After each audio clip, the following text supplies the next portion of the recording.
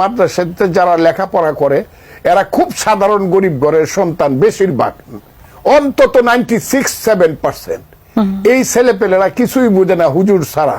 এরা থাকে মাদ্রাসায়, খায় লিল্লার টাকা, এরা মানুষের অনুদানে খায়। নিজের জীবন সম্পর্কে এদের যে ধারণা হয় সেই ধারণা হলো হুজুর যা বলে তাই শুনতে হয়। তুমিও আমার পয়সা দিয়ে লালিত হও, আমিও তোমার পয়সা দিয়ে লালিত হই।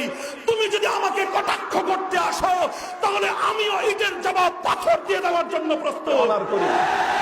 তুমি দেশের সম্পদ ব্যয় করে শিক্ষিত হয়েছে, ঢাকা বিশ্ববিদ্যালয়ে পড়ে, আমি তোমাকে কটাক্ষ করতে চাই না, আমি তোমাকে সম্মান করি।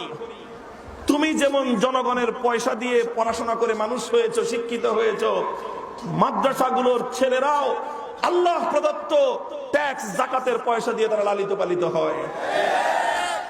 আমাদের জাকাত আসে বড় লোকের পকেট থেকে, আর তোদের ট্যাক্সের পয়সা যায়, তোমাদের ট্যাক্সের পয়সা যায় সাধারণ মেহনতি মানুষের মাথার ঘাম পায়ে ফেলানো ট্যাক্সের পয়সা দিয়ে। তাহলে তুমিও আমার পয়সা দিয়ে লালিত হও, আমিও তোমার পয়সা দিয়ে লালিত হই।